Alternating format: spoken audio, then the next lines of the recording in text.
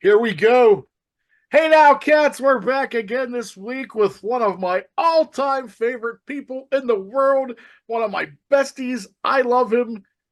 You love him for the right price, perhaps. The man, the myth, the motherfucking legend, Mr. Matt Wheels of Nesti. He's been on the show before. I know you've seen him on our other show we do, Movie Snobs, but today we are here for a really important reason. My man is soon going to be part of a comedy show fundraiser to benefit the disability community. Hey, boy, yeah, you can tell we haven't been on a while, right? Holy shit. I already done fucked that one up. Let me redo that. That was so good. You even promoted my OnlyFans account immediately. You might know him from his OnlyFans account. People call him the human kickstand. I know him, Oh my god. or select parts of him. No, I'm kidding. No, seriously. Actually, that's what it's all about, though. This is all about laughter, a few ha-has, a few jokes. It's gonna be great. So Can't tell if you're still doing an intro or trying to round back out of the intro. I am not sure myself. Fuck it, let's go. My man is soon gonna be part of a comedy show fundraiser to benefit the disability community. You might know him as Matt Nesti. I know him as a friend, a lover, one of the two. Well, I love your intros more than anything in the world. It makes me so happy. It's like, that is the best. That is the best way to describe a stand-up comedy show through love and affection and an OnlyFans account. Well, yeah, I mean that's how it should be, right? I mean, I'm glad you take no offense, buddy. But I mean, yeah, I mean, everything is, Oh, I gotta catch my breath. No, thank you for having me on to talk about the Disability Rights Ohio comedy show. yeah. What are we Let's talk doing? about that. I'm done. Being an asshole. We got to move on to more serious pastures here. There is an this is it's fun. I like doing a crossover episode that isn't just movie related, because then we just get to be as ridiculous as humanly possible. And I feel like that's the only way to ever be. The only way to ever be with the people around you is just clinically insane, just sort of being as wild as humanly possible. And that's what's beautiful about this. But no, we're doing a comedy benefit show for Disability Rights Ohio next Saturday, May the 4th, in Columbiana. We're Uh, telling joke like we're telling jokes for a good cause. Like, when's the last time you ever saw something like that happen, Paul? When's the last time shit talking has ever been for something good? I mean, I'm hard pressed to find an example. I think this would be the best example. So I mean, you really don't want to miss this. I mean, now tell me who else is with you. Do you have a couple other buddies of yours? Oh my God, we have an absolutely fucking stacked lineup. We got Harrison Poole coming in. We got GW Now. We got Chevy Terrell coming in.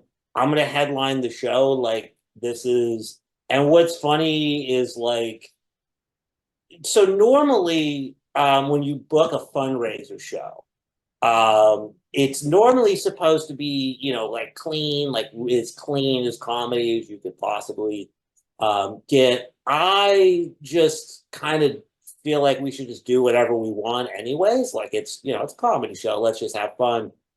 So, like, all of these thought, like, I mean, you know me, like, I just kind of am as ridiculous as humanly possible. GW is a wild one. Like, this is gonna be a fun night. Like, this is gonna be a absolutely ridiculous night of comedy. Like, even unrelated to the fun. Like, if this wasn't a fundraiser type of night, this would be like one of the better nights of comedy you were gonna get to see. It is like that kind of lineup.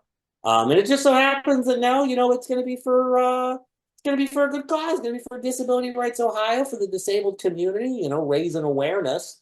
And we're gonna be doing it through just filthy humor. It's gonna be beautiful. The disabled telling disabled jokes for the disabled community. And then It people won't doesn't feel get so any better. upset laughing because I mean you're telling them, so it's like we're allowed to laugh. So You have to laugh. If you Yeah. don't laugh, Or else you guys would be like very, very insulted. yeah, you'll be a bit. If you don't laugh, you come to the show and you don't laugh. Technically, you're a bigot.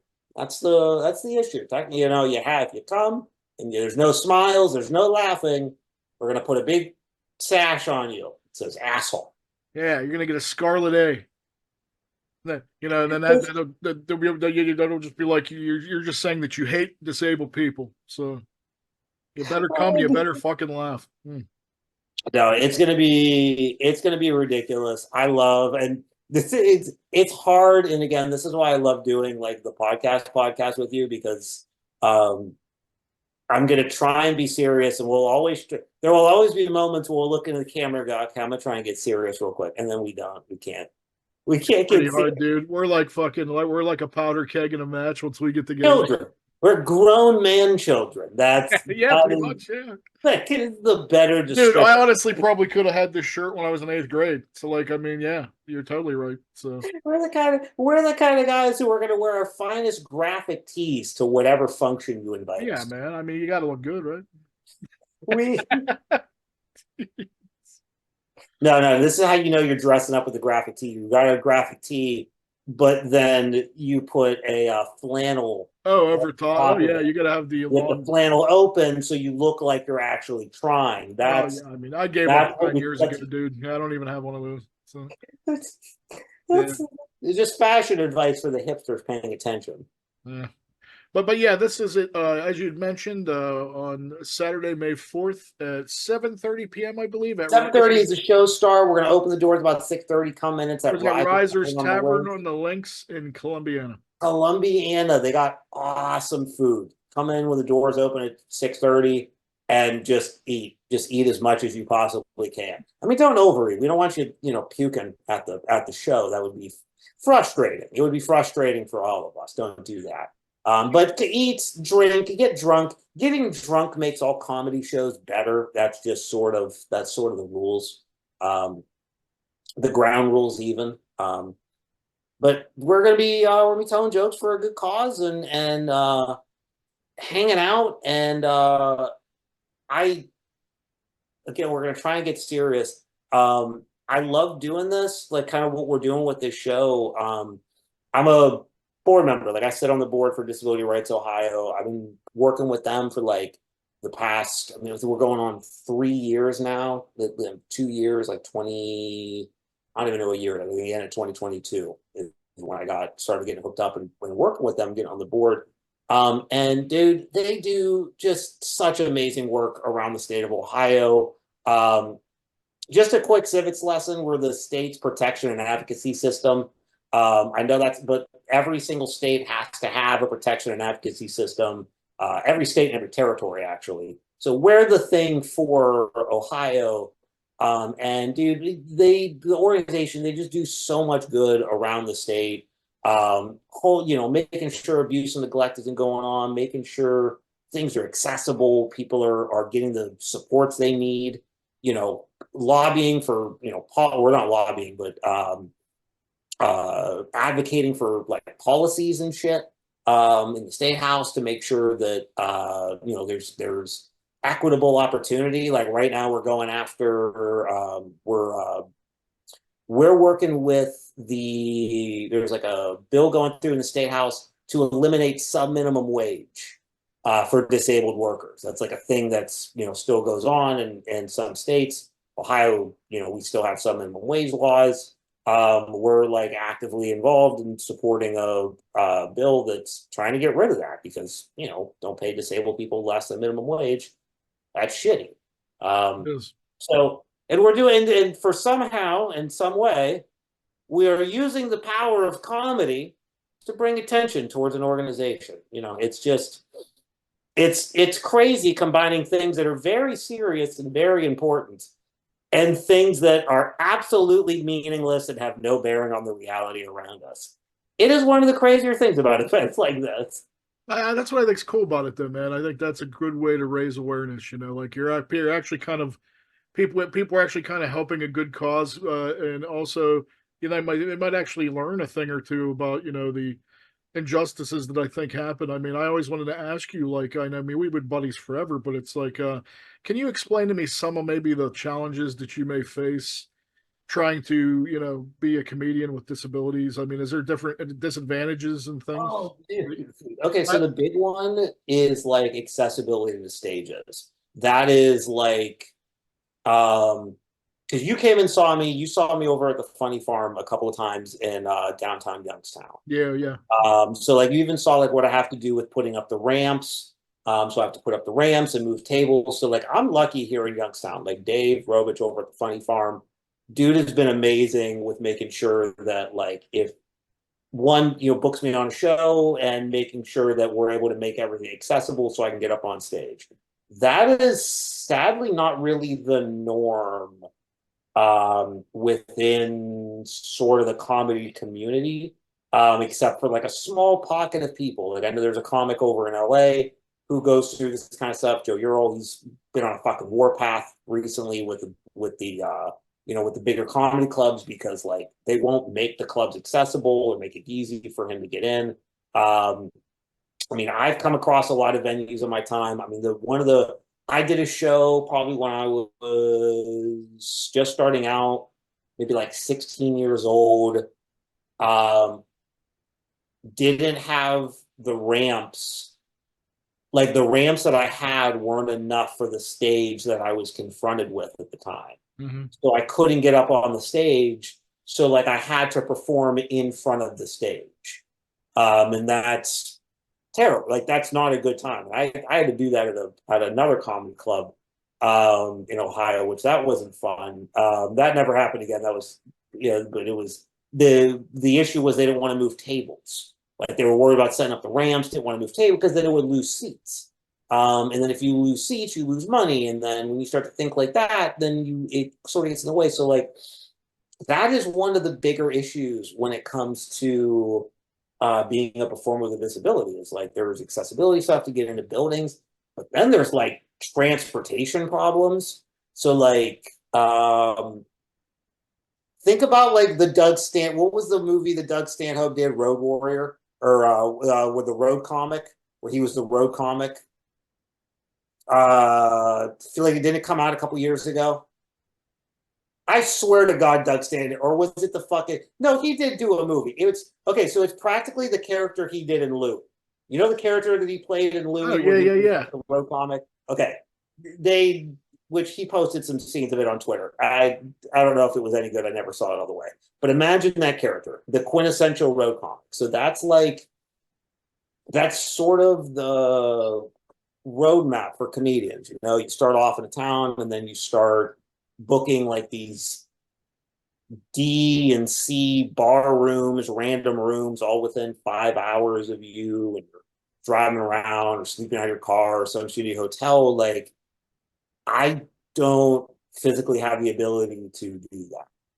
It's hard to drive. I have to rely on somebody else because I'm not doing it myself. I mean, I can't like it's hard to just be like, hey, dad, we're going to go drive, 8 hours. We're going to go drive 5 hours to Fort Wayne, Indiana, and I'm going to get $50. And then we're going to drive home, and it's going to be 10 hours of driving. And then hope he just goes, oh, yeah, that sounds like a great way to spend the weekend with you. That's a tall order for anyone. I know he would do it. He loves that kind of shit. But it's, I would have to do that all the time, and that would get frustrating after a while to someone who's not actively a comedian. And it's hard, like transportation, like because I can't move around sort of this fear on my own. And then if I wanted to travel somewhere, like say if I wanted to go somewhere further, like if I got shows in LA, like it's hard for me to fly. Like I know we've had these discussions before. I actually have a joke in my act that if you come this Saturday, May the 4th to Risers Tavern on the Green, you'll hear me tell the story uh, pretty much about the idea that anytime I would bring my wheelchair onto a plane, not only would I run the risk of it getting broken, but like it's directly experience my wheelchair being broken by the airlines going to Disney World when I was we were going to Florida when I was younger. Um, and that's not good. Those are my legs. So you break the chair if I'm going somewhere, then I'm kind of fucked. And that makes things kind of difficult. So I mean, those are probably the biggest hurdles. It's a lot of accessibility issues, and sadly, the argument to that is, well, there's not that many disabled comics. I really believe that if we took care of accessibility issues, made stages more accessible, made buildings more accessible, made transportation more accessible. We had airlines that allowed wheelchairs to drive on, or allowed for simpler transitions for people with physical limitations, or like we had a fucking railway system or something. I feel like we would have more disabled comics. Like there would be more of us would start springing up. Not even just in the comedy community. I think like everywhere. I think at all different types of the parts of the workforce. I think you would start to see disabled people actually getting out there if we made the world, a little just a fucking little bit more accessible. Well, that actually brings up a really good point, dude, that I'd like to make. Like, I know just, just from being friends with you, like I've kind of become more aware and like more, you know, whenever you're not disabled, it's sadly enough, I think people fall into that groove where you just assume that these things are in place for the disabled, and you assume that like all these things that you think in your mind would be a no-brainer that you really think should be there and implemented. Just knowing you, I know that that's not the case. Like a lot of the time it isn't. And then like when I go to places, just like in my everyday life, I look and I'm like, man, he wouldn't be able to get in here. Man, he wouldn't be able to do this with me. He wouldn't be able to do that. And I'd always thought like it's kind of ignorant, really. And like I'm glad I met you and realized that it's not that way. Like I was overwhelmed and shocked just to how much you know, just societally alone. And then the places I go, most of the time aren't really beneficial or places that you're even able to go. And that's fucking discrimination as far as I'm And concerned. there's so many different reasons for it too. Like there's, I mean, like one of the easier ones to even talk about is like there's like the existence of grandfather clauses, because every time that there's a law passed furthering some form of civil rights, it doesn't matter what it is. We're obviously just going to talk about the American Disability Act just to keep things on point. But there's always like these weird compromises made for the civil rights that we're supposed to be helping. With the American Disability Act, there was like this compromise made, and even this compromise that's still kind of allowed to happen even to this day, is like if you have a building that in some states have kind of closed this loophole a little bit, but if you have a building that was built before the passing of the Americans with Disability Act in 1992, that building doesn't quite have to follow all the guidelines of the American Disability Act. Hmm. Some states have closed that loophole to say that if you do construction to your building, then you have to come into compliance, but that construction is up for interpretation. Is it major construction? Is it if we just remodel the bathroom? Is it we put so very savvy builders and developers are Know how to good get at getting, around it. yeah, they know how to get around it. There's people who, will um will go we could go to like, I don't know, 4, 5, 6 different hotels at any given moment, and each of them will have different handicap accessibility rooms. Like they'll all be late. Like you could go into these 6 hotels, and I can guarantee you that they'll all be labeled, wheelchair accessible, but they'll all have different, like, maybe one has a tub, maybe one has a roll-in, maybe like, because a lot of people don't know about Hoyer lifts or how Hoyer lifts work. That's like how I get lifted up out of my chair and put into, if I am at a hotel. You can't have a box underneath a bed. Otherwise, the Hoyer can't get under the bed and I can't get in it. So if you're building a handicap accessible room, you should know this, or these should be the standards, especially if it's a wheelchair room or somebody with mobility issues. Again, because we run into this all the time if we're, especially when we'll go up to Columbus or something for like board meetings and stuff. You'll have like all these different handicap rooms, but then there'll be, some of the wheelchair rooms, they have like a box frame underneath, so you can't get the stuff in. or it's supposed to have walk-in showers, but there's no walk-in showers, so you can't get in the shower. Like, and they're all technically ADA compliant, but there's so many loopholes and forms of grandfather clauses. There's, I mean, some people you can just straight up ignore things, and unless, I mean, there was a Supreme Court case that I think is actually still working its way through the Supreme Court, where it essentially would say that a person can't file an ADA complaint until they directly experience the violation. So, like, say I call a hotel, or you call a hotel and you're like, hey, can, my buddy Wheels stay here? Or like, could a handicapped person stay here? And, they're like, well, maybe. And you ask them, do you have they're supposed to be ADA compliant. You say, like, do you have a roll-in shower? And they say, well, not really. You go, okay, I'm going to file an ADA complaint. And they go, well, were you going to stay here, or was he actually going to stay here? And you go, well, no, we were looking around for other places. We go, okay, that's fine. And then you wouldn't be able to file the ADA complaint because you had no intention of staying there. You had no intention of using the facility. See, that's a workaround too, how they get It's around. crazy. That's Like that, insane, man. Like, and that's that shit's work. That shit either worked its way to the Supreme Court or still is. I don't even know if they heard it yet, but that was like one of the last like big cases that was on it. Because it's essentially saying like you can't file or say there's something wrong until you directly experience it or have intent to do something. Because they were mad at people calling and doing check-ins and making sure that things were compliant, even if they weren't disabled and they were looking out for other people. They're like, nah, you can't do that because if disabled people don't come here, why do we need to be accessible? And that's bullshit. That's bullshit logic. it is, man. Like I said earlier, like I've learned a lot just from, you know, the things that I've learned from you and the things that I've brought up. I would have never thought in a million years that the system is so, corrupt. Like, I mean, it's It's disheartening, actually. yeah, it's the system is easily bendable. That's probably the harshest thing about it is the system is really, really, really easy to manipulate, especially if you have a fuckload of money. Like if you have a lot of money and access to funding for anything, whether funding campaigns or like political action committees, super PACs, like the money that goes into lobbying this shit is insane.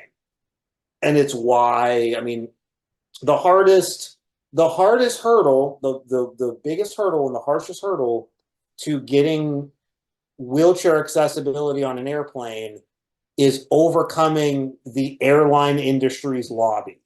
Like it's overcoming, like Boeing's money because they're able to pay and say, well, we don't want to pay the money to make our shit accessible. So we're going to make sure the politicians are dependent on us for contributions. That way they never make legislation that forces us to get our shit together. And that's how you wind up with things like Boeing's fucking windows falling out and their planes plummeting to the earth. Because their lobby is so big and powerful that they were able to kind of deregulate their entire system so they could pinch pennies and make as much money as humanly possible. And again, now you got fucking wings falling off mid-flight, flying over Tucson. That's not good. That'll ruin your day, sir. That'll ruin your day. And I don't know. I don't know how much longer they're going to get away with it. Mayor Pete was over on the TV the other day talking about, holding the airlines accountable and trying to work on making it accessible. But I hope they keep up on it. That's all I'll say. I hope they're serious, and I hope they keep pushing the airline because we've been barking up this tree for a long, long time, and I'm ready for more than just public comment. Because the public is commenting, the public is aware of how absurd it is. Let's fucking tell these people let's tell these people to make the world accessible.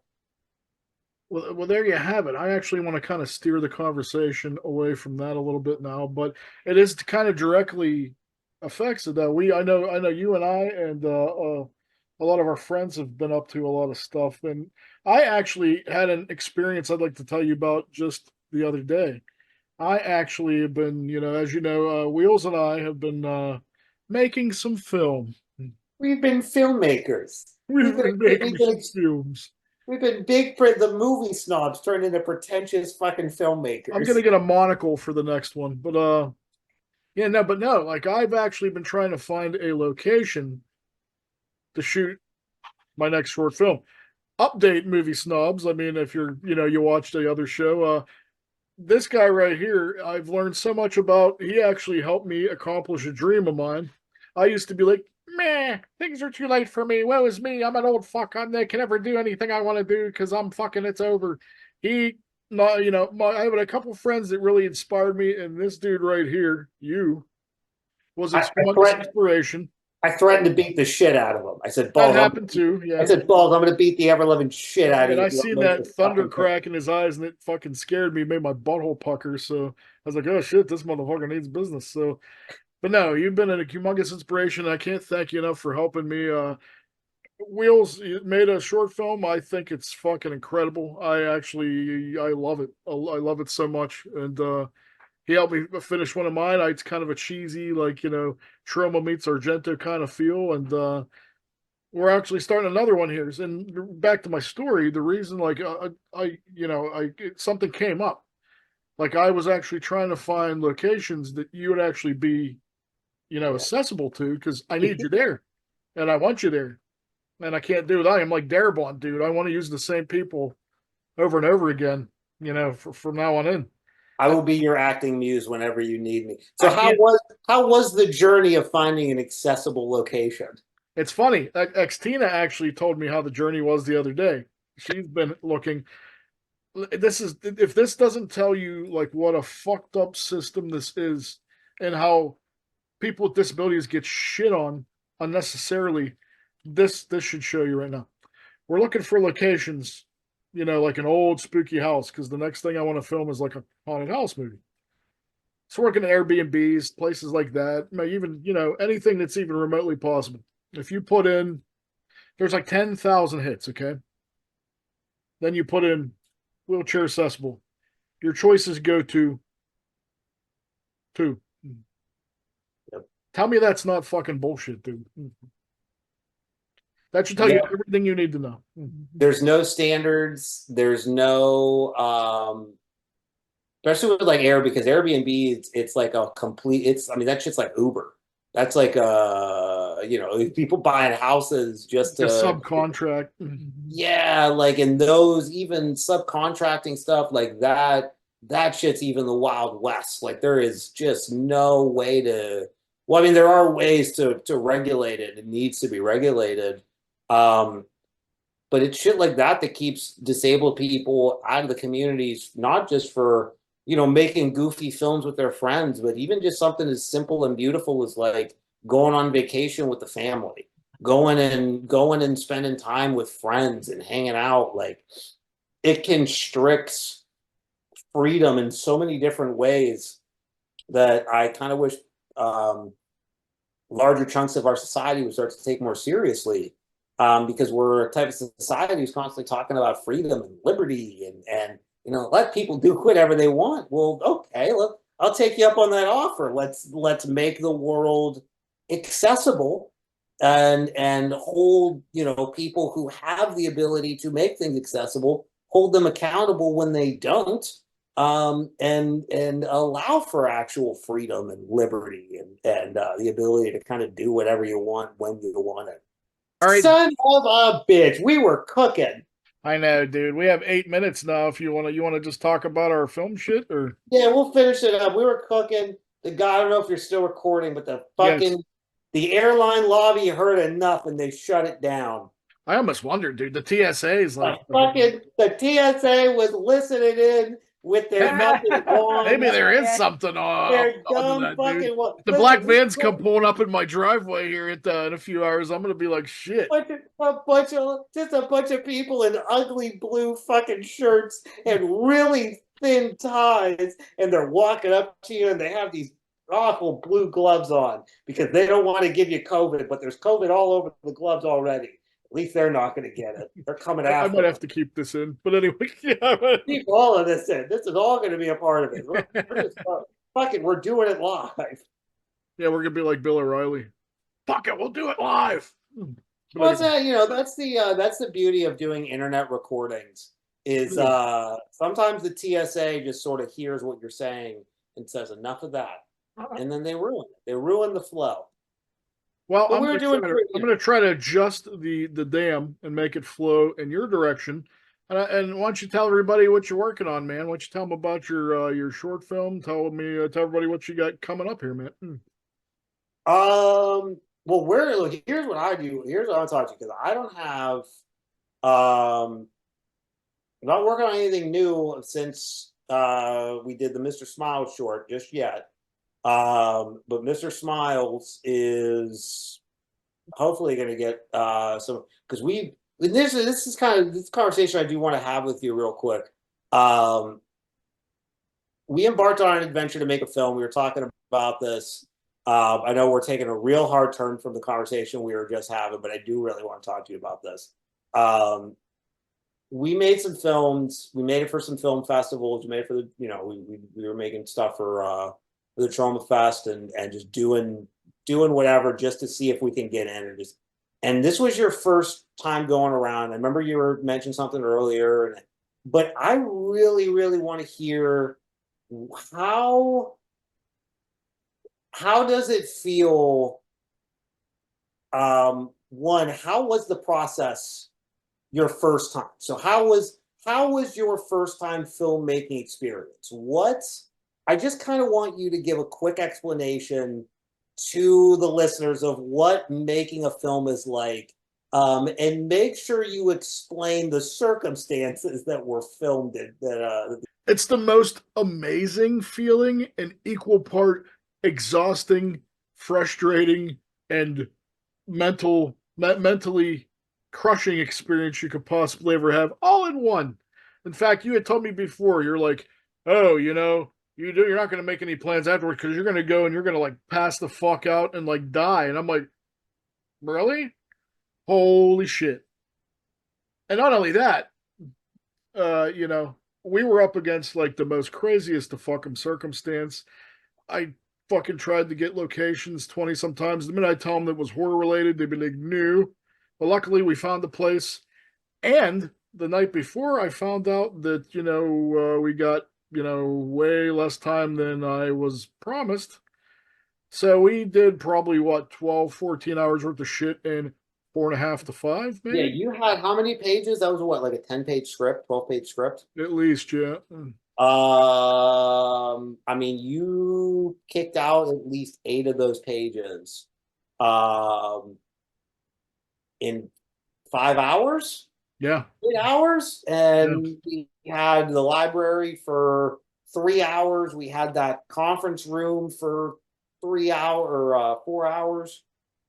Yeah. Um, I mean, In fact, we were even supposed to have it for 4. We were so good and well behaved, they said we could stay for an extra hour. So go figure. so I know because we were talking about earlier, you're going to do this again. So is it safe to say that you caught the bug? I've been telling Xtina for weeks now, like I caught the bug and I can't wait to get the fuck back out there. Dude, it's an obsession at this point. It's all in everyday life. That's all you think about. Like shit's running through your head, how you could do this and this, what you want to do this, you want to do this, you want to, dude, I sleep. Like when I'm sleeping, I wake up and I'm thinking of shit. Like it makes you a mental patient. It really does. So yeah, there's You got my to put a notepad. You got to have a notepad next to your bed, or you got I to have have to your say, phone dude, next I to mean, your for the pit, it was like a NASCAR pit crew. Like, dude, everybody pulled together. I'm surprised it came out half as good as it did. I'm very happy for a first, for my first thing breaking my cherry. I thought it was very it worked out, Plus, I got some amazing people to come in and do cameos, and that actually helped a lot. And watching it with an audience the other night, it was nice to watch people that doesn't know me and like, that's the big thing I do want to hear real quick before we run out of time is because we're gonna have to do more on this again very yeah, soon. yeah, we'll do a part two for But I sure. do want to hear what was it like showing your stuff kind of for the first time, showing your product to I people. was kind of nervous, so like I was happy that I had some brownies my buddy brought me.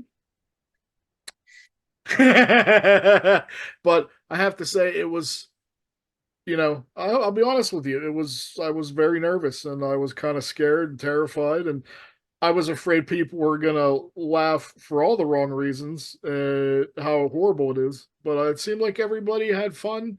People laughed when they were supposed to. I actually seen my buddy Wes jumped in the beginning, and I mean the best part I like to get asked is everybody asked me if we killed that girl in the beginning. I hear that Yeah, all you the time. had, I won't spoil anything, but Balls managed to pull off a very violent introduction to his debut short film, which And the whole effect cost under $10. yeah, I'm very, very proud of that because you went for it, dude. So would you say just do it?